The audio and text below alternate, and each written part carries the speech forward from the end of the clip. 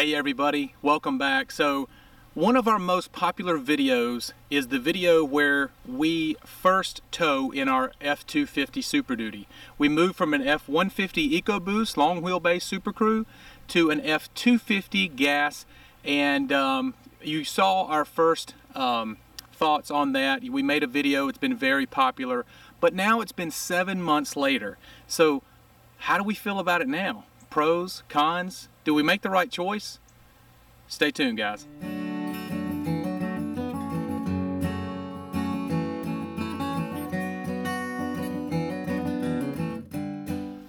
Alright, so like I said, it's been 7 months now that we've had the F-250. We've put well over 1,000 miles of towing on the F-250. We've been up into the mountains of North Georgia, which are steep and curvy.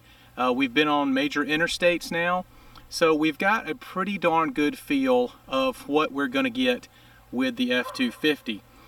So 7 months later, what do we think? Did we make the right choice?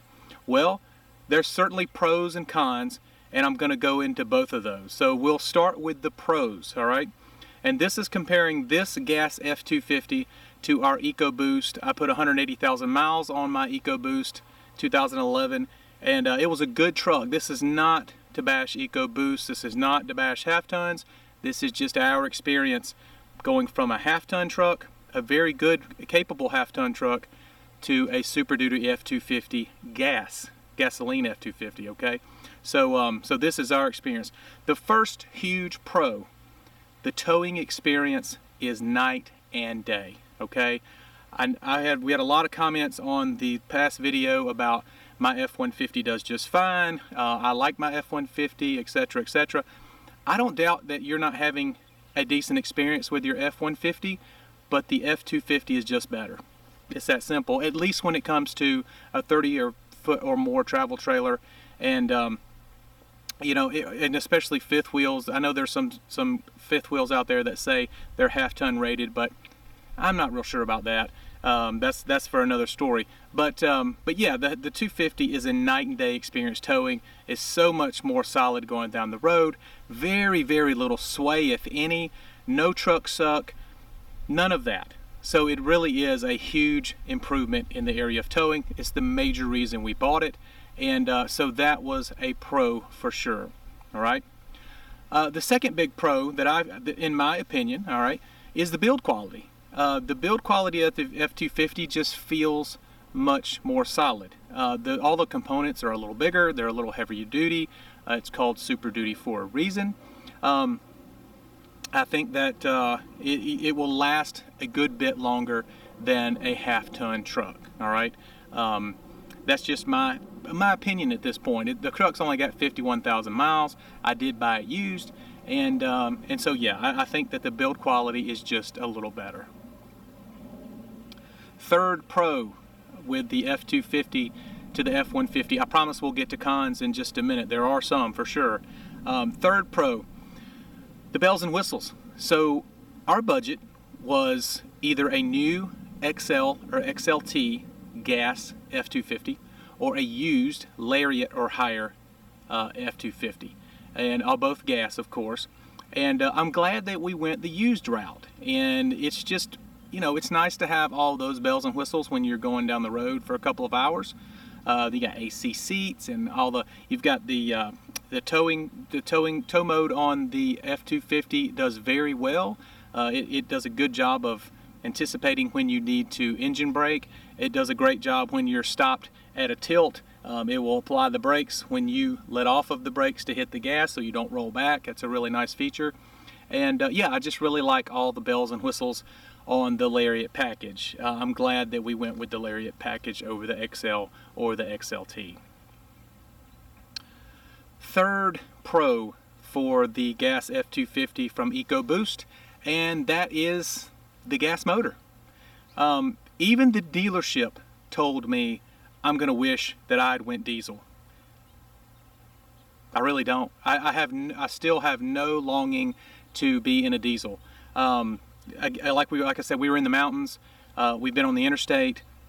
Nothing we couldn't handle easily. There's a little bit more downshifting than there would be with a diesel, but nothing. I mean, maybe the truck gets to 4,000 RPMs in the mountains on an engine that's rated for 6,000 RPMs every once in a while, rarely. Yeah, I have no longing for a diesel. I'm glad we went the gas. It's cheaper, and you know, diesel fuel is more expensive. I know you get better mileage, but you also pay more for your fuel, so it doesn't quite equal out, but it almost does. And the diesel just wasn't for me. Now, I know 935 foot-pounds of torque, whoo, sounds good. Man, I would love to see what that feels like, but I've never been in any type of situation where I've told myself, man, I really wish we'd have got the diesel. And we're going on, I've got about 8,000 miles on the truck, about over 1,000 of those is towing, and I've just never felt that way. So I'm glad we went the gas route, for sure.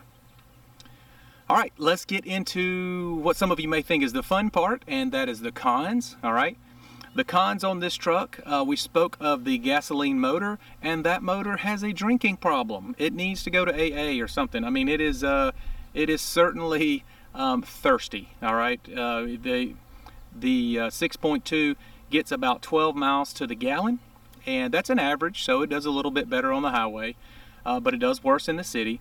Towing, we can get almost 11 miles per gallon towing on a flat interstate. So now when you get in the mountains, we get down to 9.5 or so, but otherwise pretty darn good. We knew that it was thirsty up front, so no big surprise there, but it is a huge con coming from the EcoBoost that was averaging about 17.5 to 18 miles per gallon. So that was a big adjustment.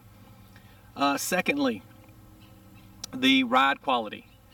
Coming from the EcoBoost, man, Ford, and I'm sure Chevrolet and Dodge, I'm just my experiences with Ford. I'm not downing the other ones. But the Ford has done a really good job with the F-150 in making it a really great driving and riding vehicle. Not just for a truck, but for any vehicle.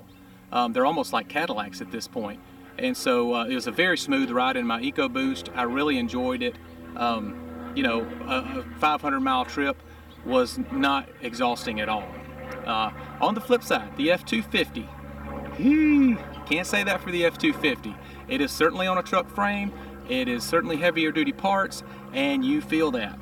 There's no doubt it's a rough ride compared to an F-150. There's a much less emphasis on ride comfort than there is heavy duty parts. Now, to the good part about that is when you load her down, when you throw on a trailer on this bad boy, the ride quality gets much better. So when you're working, when you're doing what this truck is built for, when you're actually working with it, the ride quality gets much better. So when you're towing, it is a much better ride. But man, when there's no weight on that tailgate, she's bumpy. She's bumpy, and I've called her a boy and a girl at this point. But yeah, it's a rough ride. So that's definitely a con. Third con, and pretty much the last one I could think of, is it is a big vehicle. Okay, this truck is very big. It's over 21 feet long. It's the longer wheelbase, 6.5 foot bed, Super Crew. It's a big truck, and so it doesn't have any lift or anything like that. I don't do anything like that to my trucks, but it's still a big truck. Drive-throughs are very tight. Car washes extremely tight. Parking spots, basically we just go out into the outer edges of the parking lot to get more room. It's not that you can't park it, it's just a huge pain sometimes. So it is a large vehicle, and that's the third con on the F-250. So I know we've had a lot of views on this on the past video and the video before this, so this is just the 7-month update. I can say I would absolutely, in the end, I would absolutely do it all again.